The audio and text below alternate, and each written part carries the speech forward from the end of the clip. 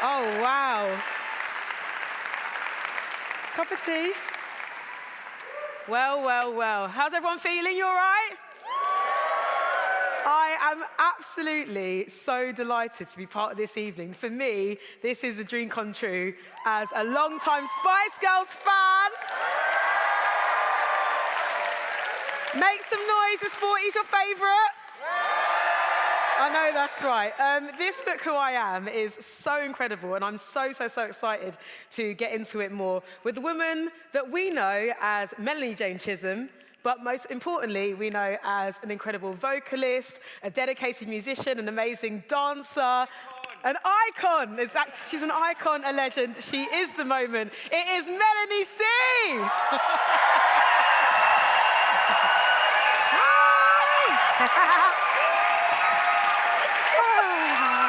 Hello. Oh my gosh.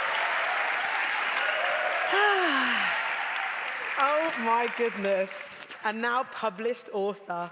I know, it's mad, isn't it? It's kind of odd when, you know, I've been so lucky. I've been working in entertainment for many years. I think it's 25, coming up 26 maybe? Just a few. Just a few. But yeah, this is a first. So it's always nice to do something for the first time. Absolutely. And guys, by the way, if there's any questions that you would like to ask Mel, can I call you Mel? Is that okay? Of course you can. Yes. Listen, this is never not going to be a really big deal for you. I'm just letting you know now. This is truly fabulous. If you've got any questions for Mel, you can use the QR code, which should appear up here, and we will get into that in about an hour's time. But for now, we're going to have a good old chat about Who I Am, your memoir. So this book, like a lot of things, was born out of lockdown. Yeah. So it started with you in the shops in North London, where you've been living for the past 20-odd years, and the shopkeeper says to you, you know, life's getting back to normal now for you, isn't it? And how did that make you feel? Yeah, it was a really bizarre realization, because I've always seen myself as normal, but I realized a lot of my life has been pretty abnormal. And yeah, I think it was that time we all had in the pandemic. I was busy in the pandemic. I'd released an album. I think my first single was released here in the UK the week we went into lockdown. Timing isn't my strong point. But so it was a busy time. But saying that, I've traveled throughout my adulthood, really. You know, working with the girls, being a solo artist. So I'd never had that time to be in one place for so long. And it just gave me the opportunity to think and reflect. I think we all did a bit, didn't we? And yeah, that and the stadium shows with the girls in 2019. Fantastic. Honestly, from Widnes to Wembley Stadium, like, you really did that. Those shows were phenomenal, and so, I think, healing for, you know, your fans who've been with you from, you know, since us being like little kids, however people came to you in their fandom. For you, that must have been an incredible moment of like, okay, this is where I belong again. Do you know what's so funny? I've never used the word healing, but it's perfect. Because I remember, I said, this is what I've realized. I've got a pretty bad memory, but I have these snapshots in my mind. And in the book, there's so many like vivid moments, like visually for me. And I wanted to recreate that for the reader as well, and the listener. And a moment on stage, looking out over 70,000 people, like losing their shit for the Spice Girls, was like, fuck, it's like 25 years later. And all of these people, there was so much joy and so much energy that so many things just fell into place. I think you can know something, but for your brain to like click into place and accept it and realize it fully and embody it, it can take time. And little did you know how much life was going to change doing those gigs. 2019 was an incredible year. You know, I did the Spice Girls shows, I did a world tour with Sync the Pink, I did prides all over the world, and I never stopped. And it feels kind of strange because I was so exhausted when 2020 came, but I wasn't ready, like all of us, you know, for what was to come. Talk to me about the first day that you put pen to paper or you know, got to your computer, you thought, okay, right, I'm going to commit, I'm going to start writing. And how did that make you feel? Well, I mean, it's been It's been an interesting journey. I think any author or anyone embarking on, anything creative, I think you have these moments, don't you, of really doubting yourself and your choices. And I think in my life, up until maybe about a day ago, I thought maybe it's not a good idea to do an autobiography. But it has taken me a really long time to get here. And I think it's been about a year in the making. And from the very first day of committing to do it, quite literally until yesterday, I've had huge doubts regularly. What's that voice been saying? I think it's, whether it's the right thing to do. I've always had and I love other people's memoirs. I love getting to know people in a way that we don't, until we hear their words or read their words off the page. But for me, I think maybe because of the world that I came from, being a Spice Girl, being so high profile in the tabloid media from quite a young age, which was quite detrimental to me in many ways, that I always saw an autobiography as being quite, salacious or scandalous. And I just thought, that's not the book that I want to write. And I met Ollie from Wembley, and he just said to me, it's your book. It can be whatever you want it to be. And then that's when I started to think about some of the obstacles that I've had to overcome in my life.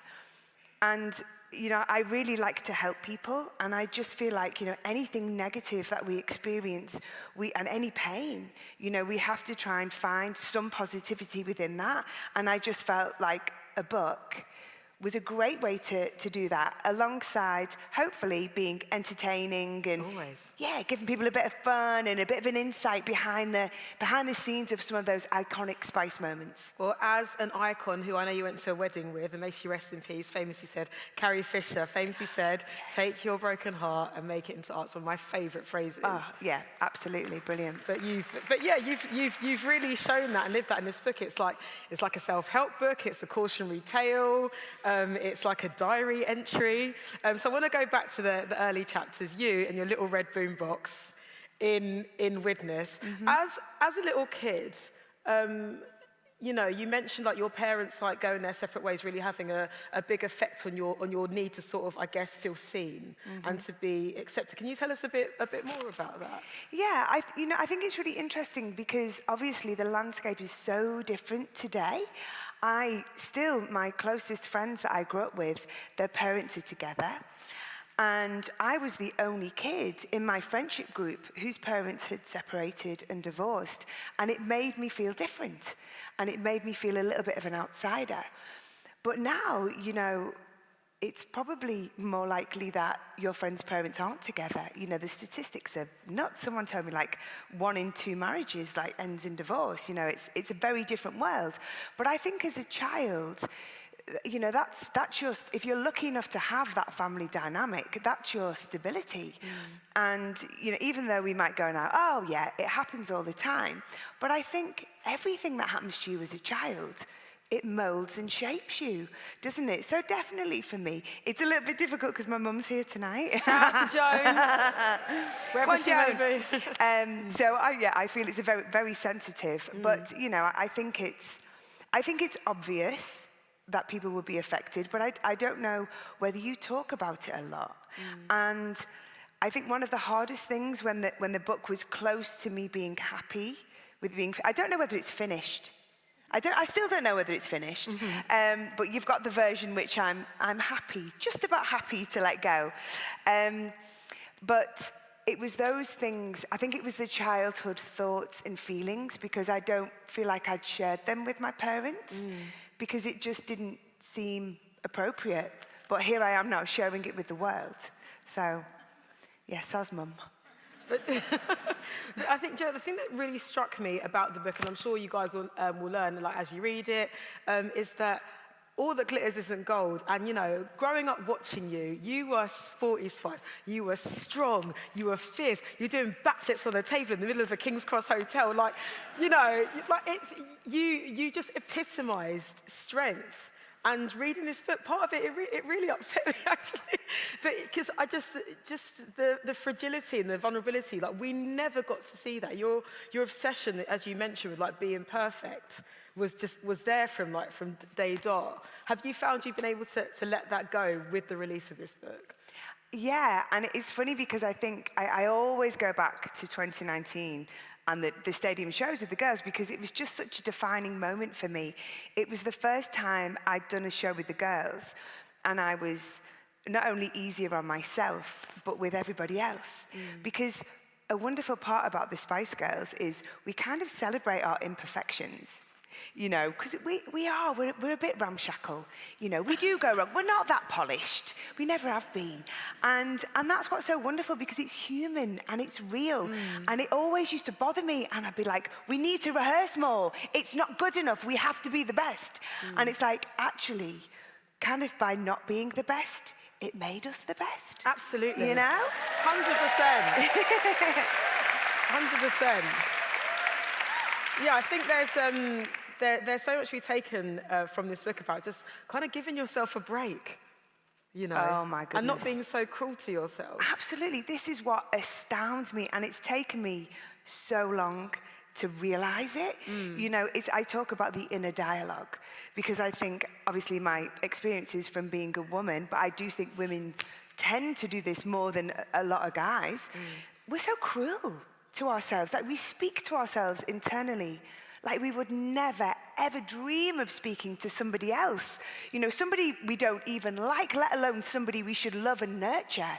So that's been my biggest discipline, because of course the voice is there telling me I'm not enough in certain aspects. You call it your robot as well, don't you, in the book? Oh yeah, because it was the moment when I just felt like to be who I had to be deserving of the success I had in the Spice Girls, I had to become a robot. I couldn't feel.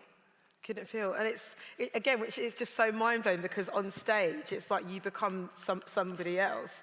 Like, for you, were you ever resentful of Sporty Spice as an image? Because obviously, you know, when you look in the mirror, you're Melanie from Witness. So when you look at Sporty Spice, I don't know, in 1999, and you compare to who we see out there now, how do you feel? It's weird, you know, because you'll understand this too. You know, when you first hear your voice back talking, it's like everyone, right? And you go, oh, I sound terrible, because we don't sound like what we sound like, do we? But then you do enough interviews and you see yourself enough on TV and in pictures that you become disassociated with it. It just becomes like this person you know rather than you. You know, it's a really bizarre feeling. So I look back, and I mean, there was a time definitely when I was quite rebellious against Sporty Spice and the Spice Girls, because I was so frustrated. I knew there was more to me. You know, I'm not just Sporty Spice. I mean, I am Sporty Spice, and I'm very proud of that. But there... Yay! But, you know, there is, like, it's like everyone. You know, we are so layered, you know, in so many ways. And I think when you're part of something like the Spice Girls, when you're part of something like the Spice Girls, because that's really common, isn't it? Lots of people experience that. If you're lucky enough to find yourself in this situation, when something is so successful that people, quite rightly so, you know, that's the main thing they're interested in. You know what I mean? It's like you can do a gazillion other things, but everybody wants to know about the Spice Girls. And for a long time, that was hard, because I was like, what about me? What about Melanie? And now it's nice, because I go, I understand it, I accept it, and that's liberating, you know? Do you think the path of your life, and just, you know, how, because truly bizarre it is, has made you a bit more sort of spiritual? Because, you know, you're very proud, like, northern, like, working class woman. You've been out here playing, like, again, stadiums all around the world, #1 singles, #1 albums. Again, you went to the wedding of Liza and David, which, I mean, we've seen Martine McCutcheon was a bridesmaid, and you were there. You've done some mad shit. I have done. You know, it's like, this is the thing, and you have to try and, it's so funny because like on one side, you have to take it in your stride. Do you know what I mean? Like being a Spice Girl taught me you can be anywhere, you can be with anyone, you can be in any situation, and you belong there because we all belong anywhere. Do you know what I mean? No one can tell you. Like, it just makes me think of that scene from Pretty Woman. You know, when she goes, I can't remember which shop it is, she goes into like a Rodeo Drive, yeah, one of those fancy shops. some big, you know, high-end fashion store, and you know, she goes back with the big mistake, huge, and which I think is a line Jerry actually has used. It's in the book. It's in the book. It's in the book. Yeah. But yeah, you know, that's amazing. But then on the other hand, you think, oh my God, am I blasé? You know, I found myself telling these anecdotes and like you know, when you call someone by their first name and you go, Paul McCartney. Yeah. You just think, you wanker. Didn't he say to you like, all right, girl? All right, girl. That's always his opening line whenever I see him. But look, as you say in your book, look, people are just people. So let's get into the juice, shall we? Oh, hello. Little twinkle in your eye. What's coming, Clara? There's so many great anecdotes in this book. Let's talk about you having a song written about you by the lead singer of the Red Hot Chili Peppers.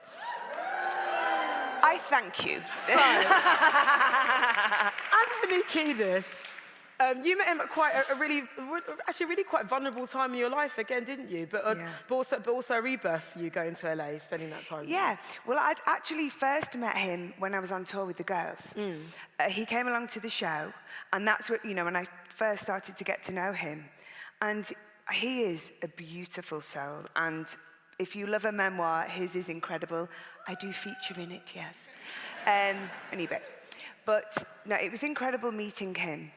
And you're right, you know, I was on tour, so for me, being on tour really is everything. You know, that's, in a work sense, it's everything I work towards. It's when I'm in my element. So that was a really exciting time. LA is a place I love. And then I went back. Yay. Hello, American. Yay for LA. I'll see you in a couple of weeks. So yeah, I love being there, and I decided to spend some time over there writing and recording my first solo record, Northern Star. Cash. Bangers. Wall-to-wall bangers. And yeah, that's when I spent a little bit more time with him. He was kind of in my little crazy crew of people in LA. I mean, going to LA, I really want to talk about that more, because that's such a significant part of your story, because I know it's where you met your new personal trainer who you sadly lost, but that's where you started to kind of heal yourself, have a bit of separation, isn't it, from everything you've known in the UK? The real Spice Mania years, I would say, 96, 97 into 98, it was incredible. You know, wow, it was like all of our dreams come true and then some. But it was hard, you know, nothing, as we've said, is all one thing. And it was tough, and I think all of us were pretty burnt out. I needed some time away. I needed some time on my own. We all did, to kind of figure out who we were as individuals. And that time, writing the album, was magical. You know, I had my pick of the best songwriters and producers in music at that time. It was amazing. And being able to express myself and be in the studio, you know, I love working with the girls. Sometimes it's a pain in the arse, but I love them dearly. We all feel the same. It's like, whoa, double-edged sword. But working with the Spice Girls, it's a dynamic. You know, like anyone with a group of friends, there's a dynamic and you fit into that. And we created music which was collaborative. It was something we felt as a team, as a group of people, and then going out and being what I call very self-indulgent was amazing. It was just so nice to have so many things that I was able to express. Well, yeah, because I mean, you essentially got to find your voice again, didn't you? Yeah. Because I guess there's like, as you say, it's a collaborative thing when you're in a girl group. You've really got to, I guess, learn, you know, I'll sing this part here, I'll harmonise with you here, but you really got to find your voice, I guess, creatively and personally. Yeah, you know, what's interesting about, you know, because I used to think, oh, I can't be a Spice Girl and a solo artist. You know, it's one or the other, which is bullshit. You can absolutely be both. And, woo! And the thing I loved, one of the things I absolutely loved, because, you know, for me, being able to express myself when I'm performing, of course, Spice Girls, we played to our strengths. We knew where everybody's talents lie. Listen, lest we forget, 2008, the O2 Arena, first time I saw you live, you had your little solo moments. Victoria Beckham, what does she do? Goes to the catwalk and just goes like that. And that's all she needed to do. I know. And it was fab. It's all she needed to do, but it's like, she can do so much more. But there's an element of her not feeling confident enough to do, but it's all she needed to do. That's no shade. That's amazing. Yeah. But you knew each other's superpowers in the group. Exactly. So we'd have our moments, and I'd do the ad-libs, and Mel do the shouty bits, and she sings as well, but you know what I mean. Yeah. And Jerry does the quirky bits. Yeah. I'm not throwing any shade either. Don't you get me, you lot. Yeah. No. I do like a little Spice Girls joke. People in this room probably know that, don't they? But we're being streamed across the world, so I'm going to behave myself. But that was wonderful. But I think the novelty of singing a song from beginning to end as a solo artist, that was one of the things which was just amazing, because it's a story. You are literally, you're telling this story throughout the song. Do you know, one thing that really popped out to me in the book was your gorgeous relationship with your lovely daughter, Scarlett. Mm-hmm. And there was one story you tell where you say she had a sleepover. Mm-hmm. And with her, what did you do? I think she was really little, maybe about 5 or 6. Yeah. And she had a group of girls staying over, and we had all, mattresses down and sleeping bags in the living room, and they wanted to watch Spice World, the movie. And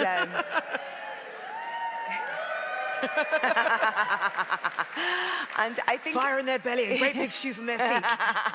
Yeah, I think it was the first time I'd actually sat down and watched it for a very long time, years and years. It took me a long time to be able to watch it, but well, it's deeper than that, people. It's deeper than that. It's a fabulous movie. But one of the kids came out who I knew. I saw her every day walking to school, and she went, "You're in this movie?" And I just thought, oh gosh, that is the cutest thing, isn't it? When you are just somebody's mum. Yeah. But that must be so edifying for you, because look, with every generation, people discover you in a new way. And there's that iconic picture of Adele as a little girl with all of your posters like behind her, like Billie Eilish, Charlie XCX, icon of pop, like years. Like I've been at events. I've said, look, I did it my damn self at Glastonbury. I was like, oh my God, Melanie C. People come up to you like so excited, like to see. Does that make you more accepting of, I guess, your place in pop culture? Are you feeling the most proud of yourself you've ever felt? Absolutely. And it's taken such a long time. And I think, do you know what I've learned to be better at is taking compliments. And I think we're all a bit bad at that, aren't we? We get embarrassed. I think maybe it's quite a British thing. We feel uncomfortable when people give us praise. And as the years have gone on, and it kind of feels like it grows, the love for the Spice Girls grows. And like you say, new generations discover us, and people, on a daily basis, people come up to me and they go, "Oh, I bet you hear this all the time." I do, but please don't stop, because I love it. I love it. Well, we love you, FYI. FYI. I wanted to ask you about, I mean, gosh, there's so many things. I've written so many random, scribbling notes here, because there's just so much to get into.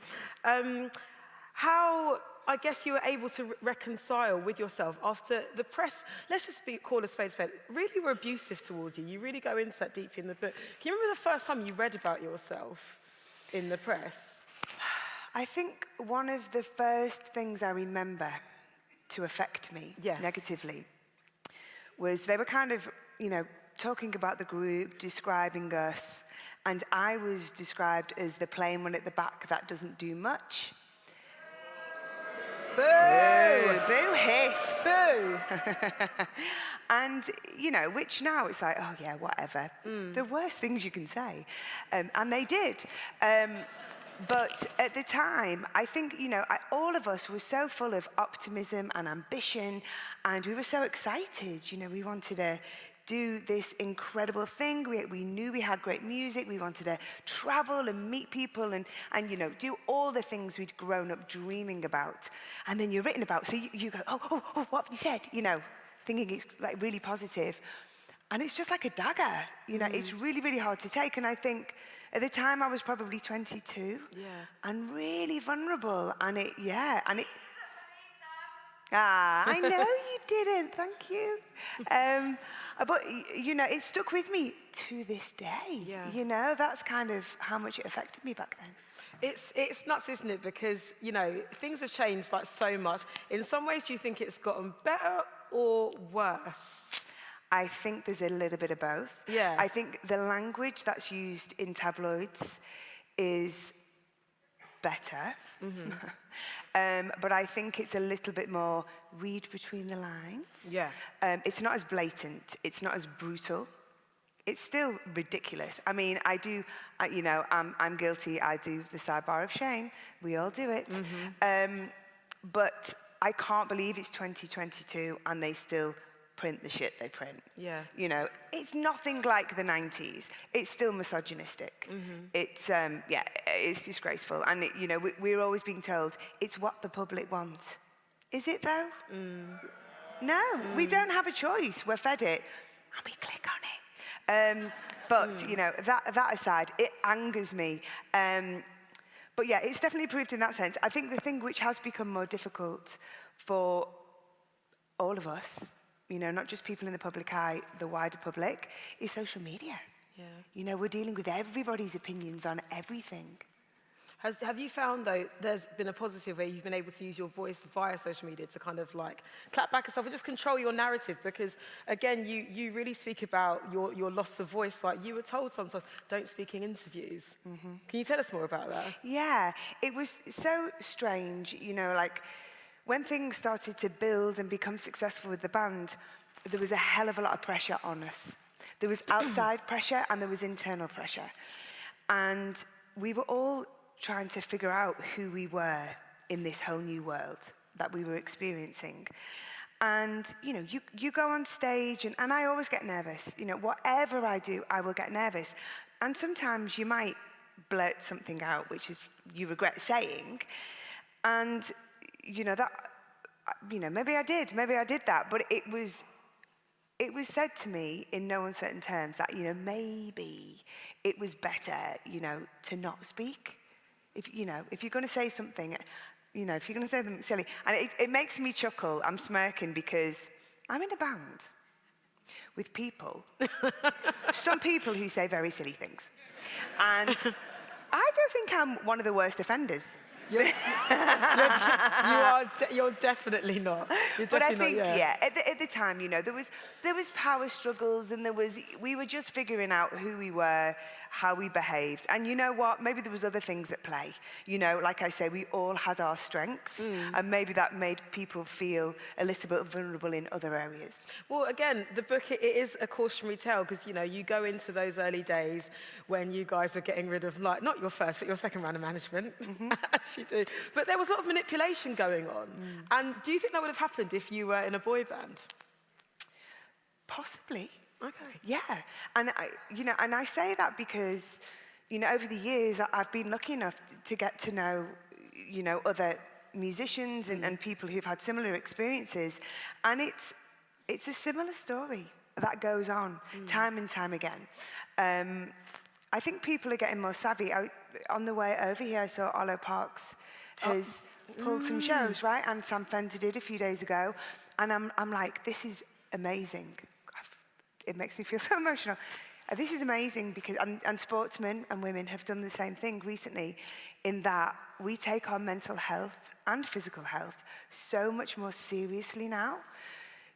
Pulling a show is the hardest decision a performer can make. You're devastated. The fans they've saved up, they've made plans, they may have traveled. It's the hardest thing to do. But sometimes you are just not fit enough to do the show. And I think also, as a performer, you want to always give your best. And if you can't, you shouldn't, and not to the detriment of your own health. So I feel very relieved that people are now finding the courage to say enough is enough. Yeah. I need a little break. And I think that's a really good change in our society. Absolutely, because I think, yes. Yeah. It's so bizarre, isn't it? Because, you essentially become a commodity to us, because at one point, people could spray you under their armpits. You were on lollipops. You've been a doll. There was like... Okay, someone's still got theirs. Hold on to that, hun. Don't sell it. but you become a product, don't you? And it must be so hard not to disassociate. Yeah, absolutely. And I think the thing which, it's so hard, I think because we are living in a much faster-paced world as well. We consume things so quickly. We can get, music, we can get it in an instant. And that puts a lot of pressure on an artist. And I see schedules, and someone like Billie, when the pandemic hit, and her tour was, everybody's tour was cancelled. We went into various lockdowns all over the world. And one of my first thoughts was, I'm so pleased, because Billie gets a break. Because you can see someone teetering on the edge of burnout. And I just think, come on, like management, labels, people, we're young, we're impressionable, we want to do the right things, we want to be successful, we want to be there for our fans, but there's other people who should be in a position of responsibility to go, this is too much for a human being to do. Yeah. This is going to end badly. So, yeah, I like to think that things are going to begin to change in that way. Yeah, it's true. Exactly. Yeah. Great example. Yeah, absolutely. The list is endless if you think about it. Of people who are in the spotlight, who are really have been troubled, have had, terrible issues. And, it's something has to change. Absolutely. Let me ask you this about fame and your relationship to it, because there's a really funny bit in the book. Well, it's a bit dark, but still funny, but that's the whole point in the book. You laugh at everything. You mentioned going to record for the second album with the girls, and at this point, you got a bit of money in your pocket, you got your first 10 grand check, and where did you go to? I went to JD Sports in And Oxford what did Street. you buy? I bought some Nike Air Max trainers. Which I love. Very on brand. Very on brand. Bougie. Very on brand. What I wanted to ask you, though, they often say that fame doesn't actually change you. It changes the people around you. What's your take on that? Because you seem to have a bit of a love-hate relationship with fame and some guilt, possibly. Yeah, so I think, I think fame can change people. But I think it kind of depends on the person. And then I don't think it so much changes the people around you, but everybody around you gets affected by it. And people who aren't that close to you treat everybody in your orbit differently, and that's something that I was oblivious to for many, many years. So I didn't think about how my fame had affected my siblings and my parents, my family and my friends, because, all of a sudden you're not known as you're known as somebody's brother or somebody's mother or, somebody's friend. It really changes things, and you start to question people and their motives. And yeah, it's a quite hard thing to navigate. And, talking about your background, again, like, that's the theme of the book. It's very much like, do I belong here because I'm just Mel from Widnes? But then it's also like, yeah, I do belong here because I'm Mel from Widnes. But, thinking about, like, your mum in particular, because she's a singer. She's a singer herself, as you let me know. Also, she does a great Tina Turner. She does. She does.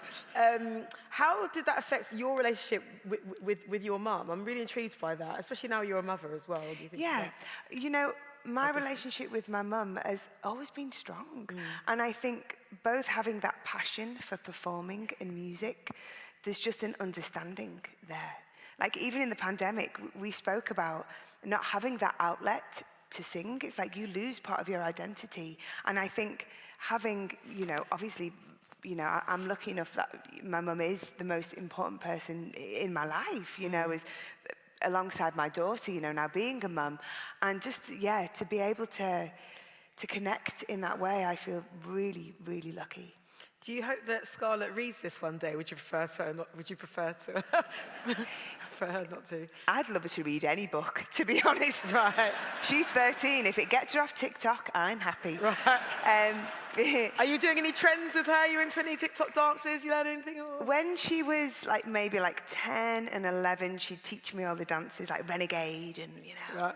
But now it's like, don't you dare come in my TikTok, Right. She doesn't want me anywhere near her.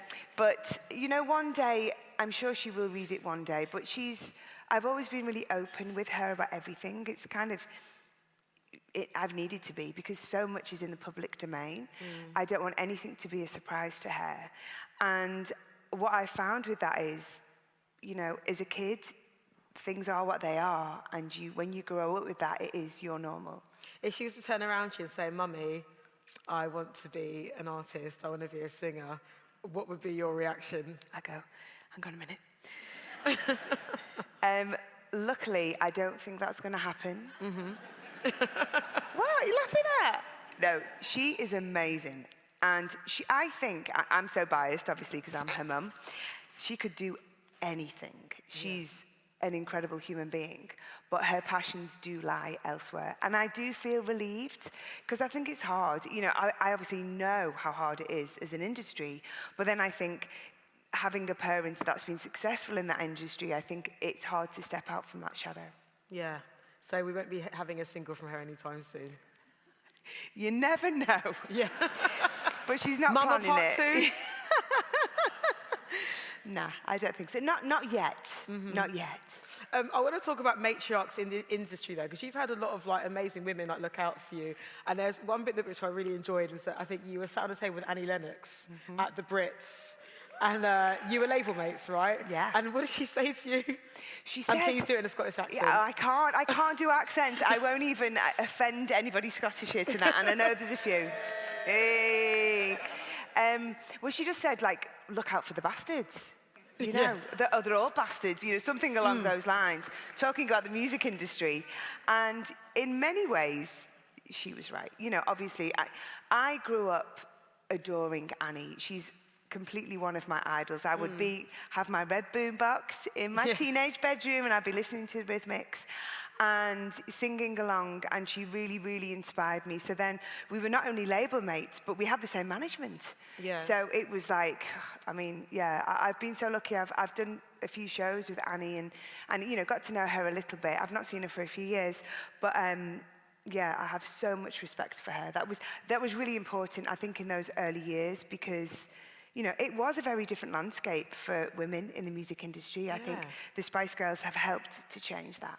Well, that's the thing, because, people, I think, still can be quite snobby about pop stars and their sort of impact on on culture. But, there are a generation of young women, men, non-binary people, however people want to identify, who grew up knowing that you can be whatever you want. And if you're a woman, there's no limit for you. Yeah, no boundaries for anyone. But that absolutely has got you lot have got that to to the masses. Yeah. Right. That was the thing. I think and we talk about it in the book.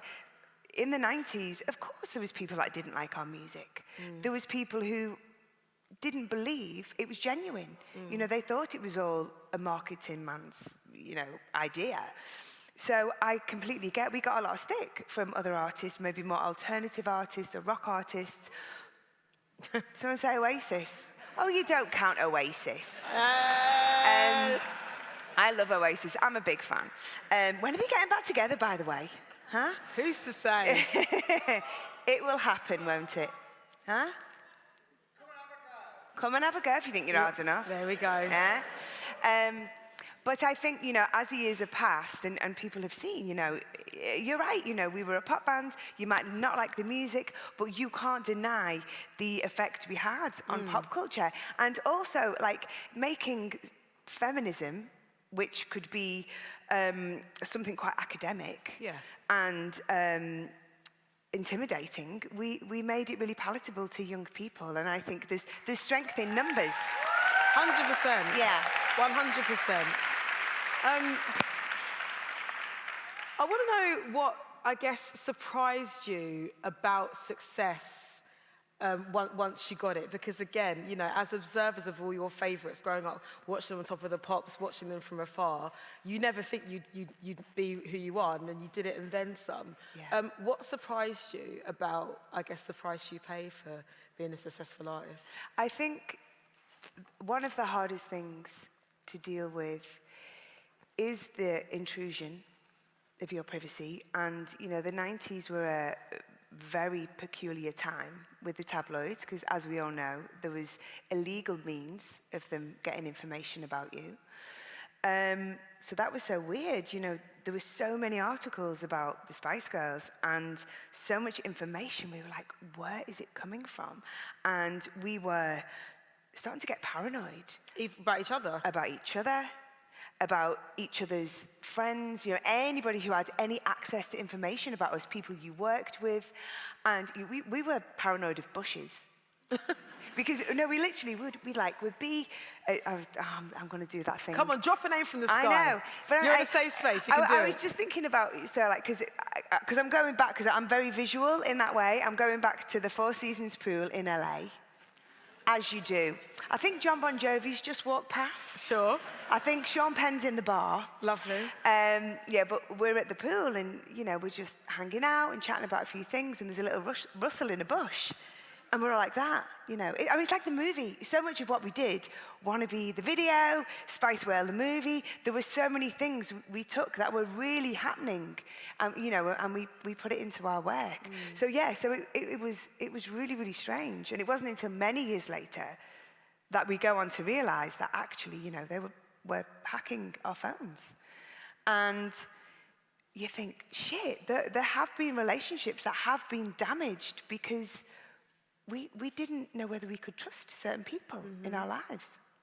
And you talk a lot in the book about loneliness. Can we get into that further here tonight? Because again, just looking at you up there, you would never think that somebody who's playing to, you know, millions of people all over the world, affecting people with their positivity, would feel so alone. Was it quite scary for you to tap back into that when you were writing the book? Well, I feel loneliness is something we all experience, and a lot, you know. I think the hardest thing, I think, as an artist, when you go out and you're playing a show and you're in front of 100, you know, 10,000, 50,000, however many people it is, and you're out there and you are living your best life, and everybody else there is too, and you can quite often go back to a hotel room alone. And that, I think, because it's so stark, you know, the extremes that you experience, that is very, very lonely.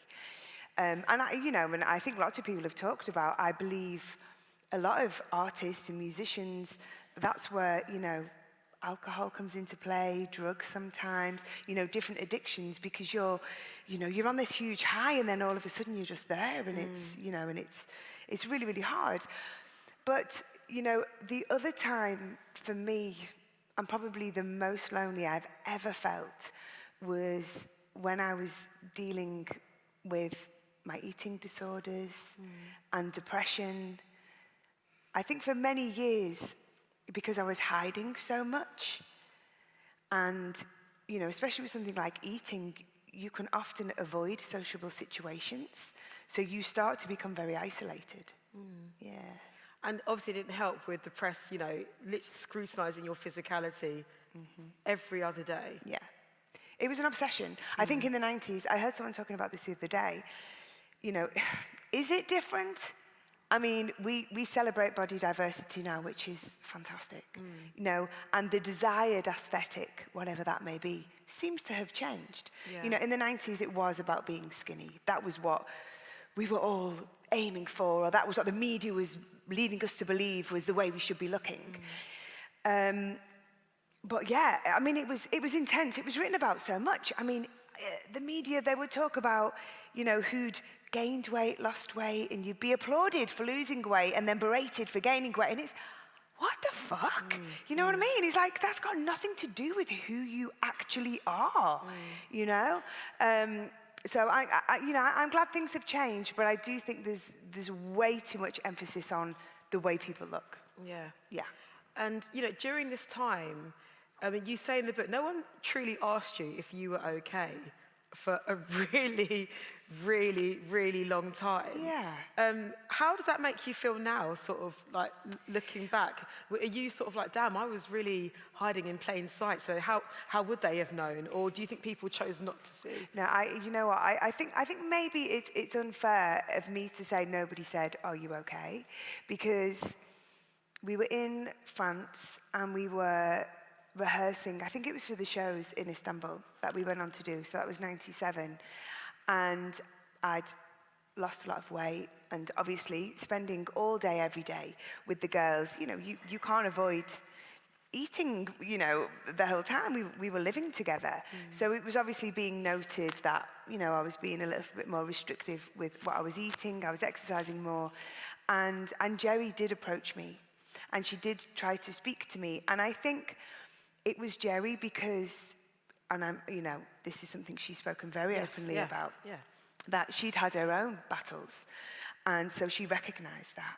And also, you know, possibly if the other girls were concerned, Jerry probably was the best person to approach me. But I wasn't ready to face it, because at that point, I was in complete denial.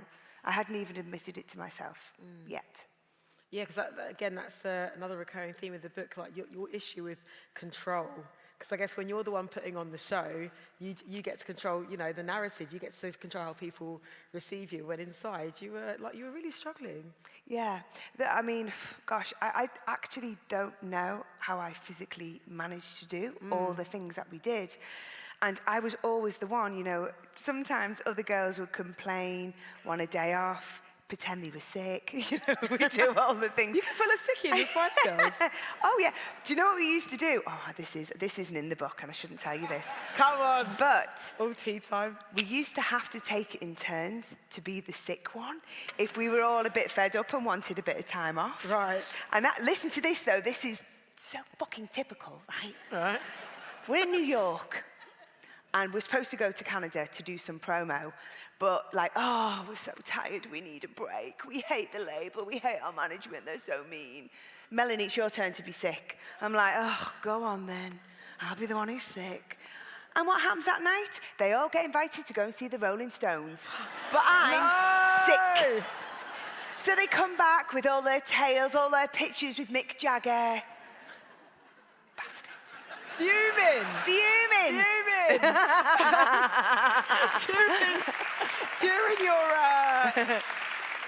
during your during your time as a public figure, who surprised you the most as being a Melanie C fan? Who has revealed themselves and you've been like, what the fuck? You know who I am? Oh gosh, I'm trying to think. I think Adele was pretty astounding. I mean, yeah, because she's obviously a huge Spice Girls fan. But she came up to me in a party and said, I love the Spice Girls, but I love you. I love Northern Star. I love that album. And then I managed to see her again a few weeks later, and she went, I wasn't being a twat. I really do. I really love you. You know, we all love Adele, right? Yeah. And yeah, I mean, that was, I think, because obviously I always think if anybody gives me compliments, I always think because of the Spice Girls. So then to get some for my solo work from an artist like that is pretty incredible. Absolutely. And we love your solo work. I love the stories about when you were first recording like that debut album, like you in the studio with Left Eye. Can we recount that? Because again, I know some of you may be just getting through the book. Talk to me about that, because that was such a special song as well, wasn't it? I mean, there's so much about that is special. So first of all, let me take you back.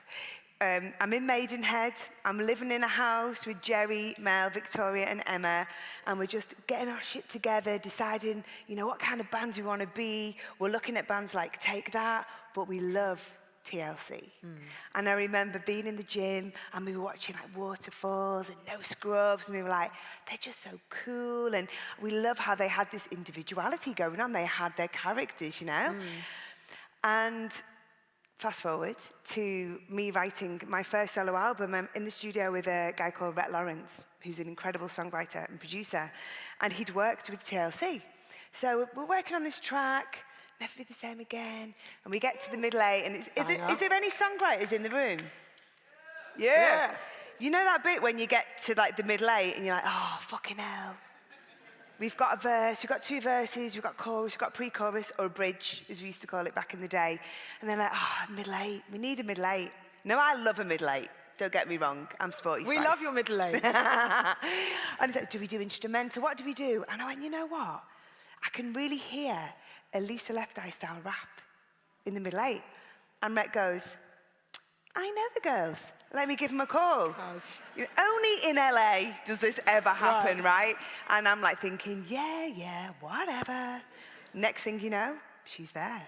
And it's a wonderful, I mean, I adore the rap. I'm still trying to practice it. I'm trying to build up the courage to actually perform it. If you want to.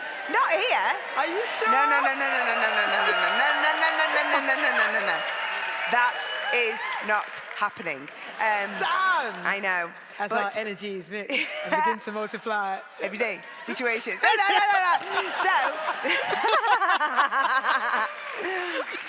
But that was like, you know, a moment from being, no pun intended, a wannabe. Yeah.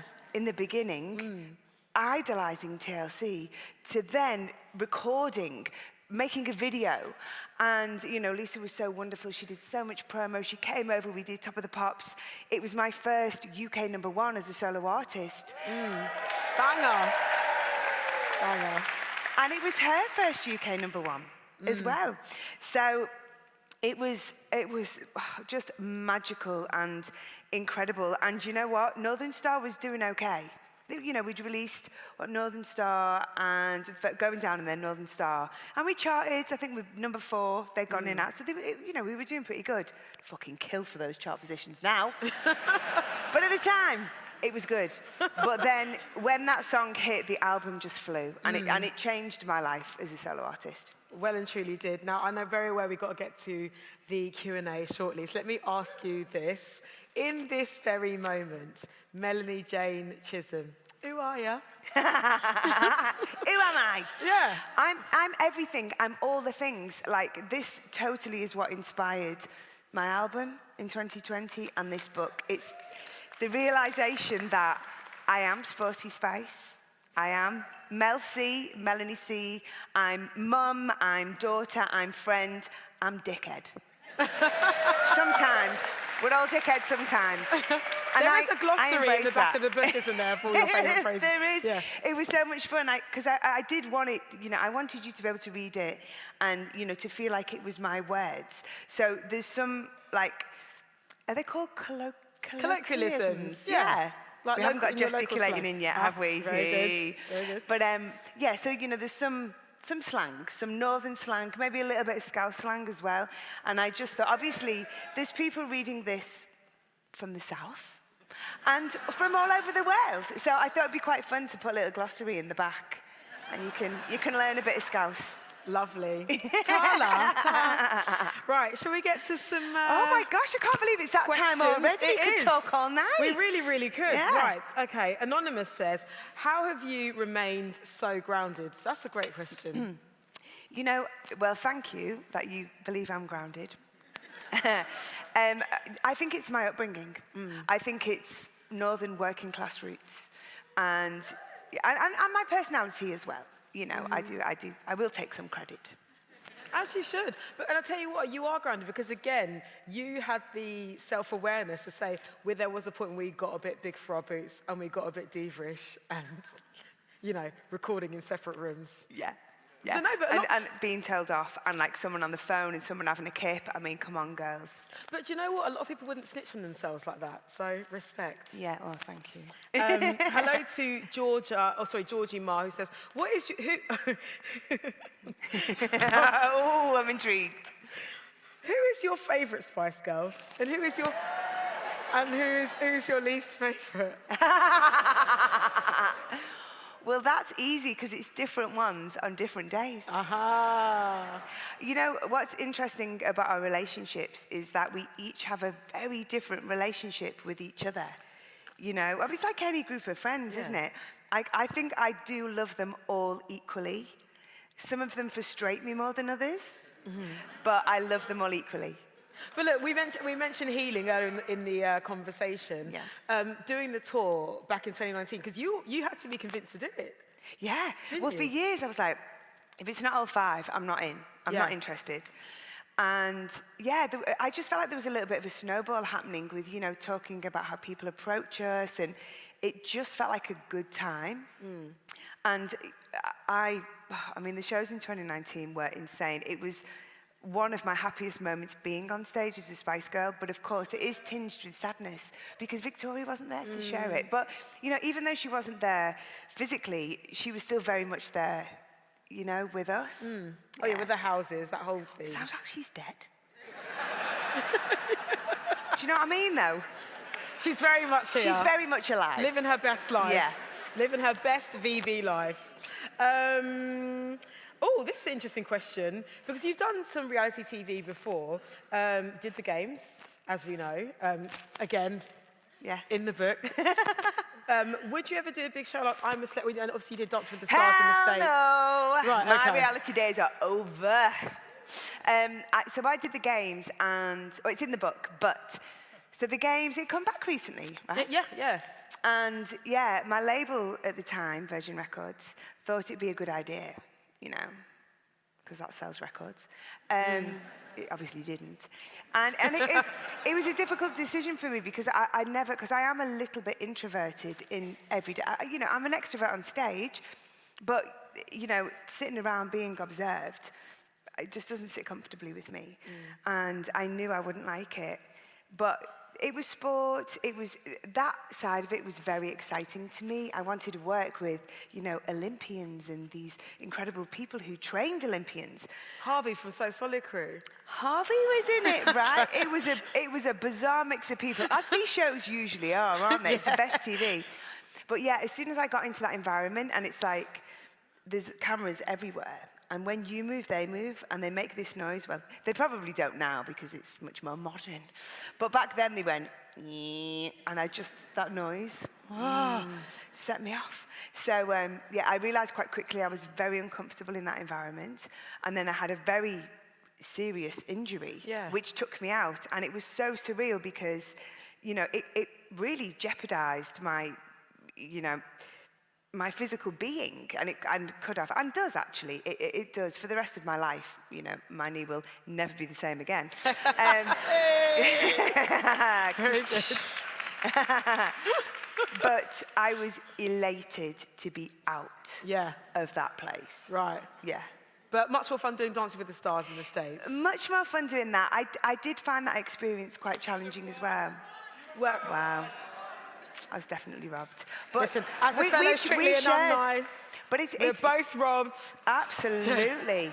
Fools, I tell you, fools. There's a bigger plan for us, Clara. There is.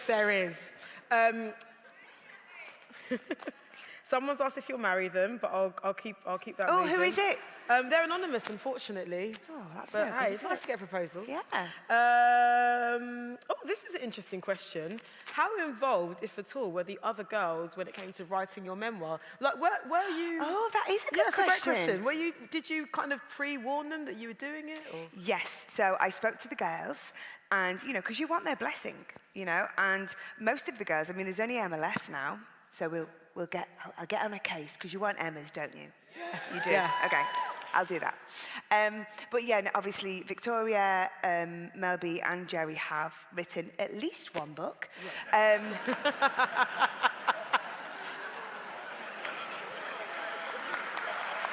Sorry, I couldn't help myself. So obviously we are very supportive of each other in everything that we do, but I wanted them to be happy and I wanted them to be comfortable. And the great thing about us girls is when we get together, we reminisce and we all remember different bits. So I needed some gaps filling in. And Mel B, bless her, was really helpful. She really wanted to get involved. And I'm like, you remember shit. And the bits you don't remember, you just fucking make it up. So you're no use to me. No, but in all honesty, Melanie was very helpful with the book. And then when I was ready for them to see it, it went out and, they had a read and were so supportive. And I had some beautiful responses from them. Fab. Yeah. Well, this is a good question from Charlotte. How do you keep motivated when you're touring? Do you have any routines to keep you driven? Oh, yeah, you know, the thing is, with touring, it is, you know, it's my favorite thing to do, but it's exhausting. I mean, you wake up and you feel like you've just been knocked over by a bus. And I've just got into having my rituals of just being as, you know, as chill as possible, and then getting to the gym. And then, you know, obviously not doing some crazy ass workout, but just moving my body, stretching, getting back into my body. And that's what fires me up and gets me ready for the next performance. And talk to me about DJing as well, because that's a newfound love, isn't it? It is. Melanie C in the club. Yeah, well, I'm an old raver from like the early 90s. And like the boys always used to be on the decks, and I'd be like, oh, I'd love to have a go, but I'm just too scared. I didn't want to make a fool of myself. And then I was mentioning it to my boyfriend at the time, and he was like, just have a go. You know, just get a couple of lessons, see how it goes. And I was like, okay then. And from the minute I got on those decks, I was hooked. Absolutely love it. And I very much see it as part of my future now, alongside making music. You know, DJing is up there. You always look like you have so much fun when you're doing it. I love it. Do you know what's brilliant? Right? I was only thinking this the other night. I was DJing, and it's like, I don't think anything will ever beat being on stage and singing. But when you're singing, you know, often there'll be songs that, if you're singing a festival, like if you're doing your own headline show, it's great, because my fans are amazing. I mean, best fans in the world, right? And they know everything. They remember songs I can't remember, like B-sides and demos and leaked shit. All the deep cuts. Yeah, all the deep cuts. But when you're playing to like a bigger audience, say like a festival, there's going to be people who haven't heard certain tracks. You know, if you do a new album, new stuff, and that you can just sense a little, oh, we don't know this one. But when you're DJing, you can just play all the hits. Yeah. Everyone's hits. It's ace. Do you take, when people request Spice Girls songs, do you just pretend not to hear them? Hey, you know what? I do Spice Girls songs in my sets. I have them in there. Here's the question, because often I've definitely learnt this with a lot of artists. There's some songs they're just to be like, you know what? I'd happily just not perform that for at least 6 months because are there any Spice Girls songs that you've got a love-hate relationship with? Or do you truly love them all? No, I don't truly love them all. I truly love all of the singles, actually. Okay. Yeah, but in the shows we did, because we wanted to keep, the last tour, we wanted it to be a real celebration of, you know, the absolute super-duper Spice Mania days. And we didn't want any fillers, but we did a song called Do It. Yeah, fucking hate that song. Really? Yeah, I do. I hate it. I mostly hate it because we can never get the words right. Okay. And also, it's not the best song in the world, is it? I mean, you'll never convince me. always respect the honesty. Always, always. I'll tell you what's really interesting. Your story about recording Holler in the States with Rodney Jerkins. Oh, yeah. Banger. Yeah. Absolutely. But you didn't want to be there because, yeah, like, that's so interesting. I know. Well, I think it was at a time when I really, really needed to stop. You know, I'd been out, I was into my second year of promoting and touring Northern Star, and it was time for the Spice Girls album Forever to be finished. And yeah, I was just knackered. And it is such a shame. And I think they're the moments when you go, wow, because, you know, Rodney Jerkins, you know, Dark Child, everybody he worked with, like Whitney, Destiny's Child. Oh my gosh, like, yeah. right? Such an experience, such, you know, a privilege to be able to be in a room with these people. But I was just done. I was spent. Yeah. Well, I'm glad that Holler was included in the last tour because you sang your bits like a boss. Oh my gosh. So good. This is a great question from Mona. What is your untapped ambition yet to achieve? What is next? Because you've done like West End, like, you know, you did Blood Brothers, you DJ, obviously you still tour. Yeah. You've written a book, yeah. I'd like to do Broadway. Yeah. That's a bucket list, definitely. Yeah. Yeah. I think that'll happen. What would be your dream role? I actually don't even know. Evita. Why not? There you go. It won't be easy, you'll think it's strange. I sang that in college. I know all the words. And I know Andrew Lloyd Webber. And you know Madonna. And I know Madonna. I can get some tips. Madonna invited you to dinner once. She did. Yeah, it was brilliant. I'd just come off the road with the girls. 98, we were in America. I went back to New York to hang out for a few days. And yeah, I got a phone call in my hotel suite. And somebody went, oh, I've got Madonna for you on the line. And I was like, fuck's sake. It's one of the girls. It's one of the girls messing about. So I was like, yeah. Hey, sweetie. Hello, Madonna. Yeah, and she took me out for dinner that night. And that's how you met Guy Asiri, isn't it? Yeah. He like, really took you under his wing. Yeah. To write the first record. Here's a question from Caroline. What do you think about the progress in women's sports since you started as Sporty Spice now? And are there more Sporty Spices in the world now, do you think? Do you know what? I am so proud. And obviously I don't feel responsible for all of the successes of all the amazing women we have in sport, but to see... Oh no, the Lionesses won because of you. Absolutely. Make no mistake. Hands down. Yeah. But to see the change, and I know that women have been fighting so hard in so many sports to be seen, to be heard, and it just feels like,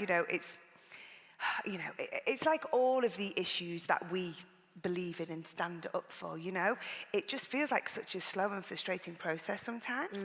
But I think this year, things have been amazing. Of course, the performance that the Lionesses gave. They were incredible. And I was, right?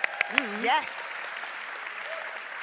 But I was, and I don't take any responsibility, but, let me just say, I was at Wembley at the final, and I happened to meet lots of women who work for UEFA, who were ex-footballers, and they were just so complimentary and again had said their experiences in Sporty Spice made it okay for me to play football. And I'm shit at football. But that just, it was like, wow, I feel really, really proud. And I think each of us, Spice Girls, we were about individuality. It was about coming together. It's about being who you are. It's about power in, accepting each other's differences and using that as a superpower, as a strength. And my little role in that, being sporty, that I've inspired anyone is just amazing. It's an honor. Ooh. I think we've got time for about 2 or 3 more questions, if that's all right with you. That's all right with me, babes. Anna says, do you often think or remember what life was like before becoming famous, and what do you miss about pre-fame life? Okay, so it's really weird. When I think back to situations that I've been in or things that have happened pre-Spice Girls, in the scenario, I'm already famous. Right. I'm like, that's so fucked up. It's like, I can't remember not being anonymous. I actually, even at school, I actually can't remember. That's weird, isn't it? No, I think just someone that's very focused. But I don't walk down the street going, everybody knows who I am. Because I actually think people don't recognize me, but I think more people probably do than I realize. I reckon people recognize you for sure. Yeah. But I think it's that thing, if I saw you, I wouldn't want to bother you though as well. Yeah, I do. This is a little, you might do this too. A little famous person secret. When someone shouts your name? Yeah. Keep walking. But then it's someone and you're just being really rude. She's such a bit. No, joking. Ooh. If you hadn't been given the nickname Sporty Spice, what persona do you think you otherwise naturally would have adopted within the group? That's such a good question, isn't it? Because you really is. I think all of you almost kind of played up to the roles you were given. But we did. If you'd been given the choice, who would you have been? Talented Spice. Oh. I think, oh gosh, that's really, really hard because it's so defined, isn't it, who everybody is. And you're right. What spice? Vocal Spice. Vocal Spice. Okay. I'll pay you all later. Yeah, it's really hard because obviously our nicknames were given to us, as you all know, I'm sure, or it's in the book anyway. Yeah. It was given to us in Top of the Pops magazine, and it was a throwaway fun thing that just stuck. And then we really became caricatures of those characters. Caricatures of those characters, that's kind of English. Yeah, makes sense. But yeah, I don't know, because I'm definitely not posh. I don't think I'm scary. Nah. I can be a baby. And I have been ginger. I've been kind of ginger. Yeah, I love being Sporty Spice. I just wouldn't want to entertain being anybody else. We won't need to be anybody else. No. We like you just being be you. Sporty You Spice. do you. Right, last two. The inevitable, because look, that's the last time I saw you, was at Glastonbury. You performed with Blossoms, which was so fun. So fun. That letters slot, Glastonbury, would you be up for it? 100%. Now, here's a question. Would you do it with you four, or would this be your playing card? But Victoria, come on, let's do it, us five. I think you're onto something there. Right. Yeah. I believe that is too big a gig for VB to be busy that night. Right? Yeah. To be washing her hair. Let's will that into existence. All right, final question, and I love this. This is from Lou, who says, as a Spice Girl, you're going to be remembered as being part of the biggest girl band, a cultural phenomenon. Truly, truly. Don't get me wrong, we love Little Mix. We love all the girl bands that we currently enjoy. Absolutely. But you guys were a blueprint. You truly were. But as Melanie C, what would you like your legacy to be? Oh, gosh. Yeah, because it is a given, isn't it? Spice Girls, their legacy exists. I think for me, what's become so important to me, something I probably didn't recognize as a young performer, is one of the most important things in what I do is connection with people, whether it's connection through music, connection through performance, connection through words. And I realized, again, in the pandemic, this really hit home, that as humans, it's what we need to survive. And I just want to be remembered as somebody that connected with people and was honest. Right on. Yeah. Oh, Melanie, thank you so much. Thank you for so your much. generosity this evening. Thank you for your honesty. I think I can say for us all, we love who you are. Thank you. Thank you. Thank you. Babes, that was wonderful. Thank you so much. Yes. Let's hear it for Clara. She's amazing. So fab. I think we're going off this way, pal. Okay, let's do it. Let's change it up. All right, lovely. See you later.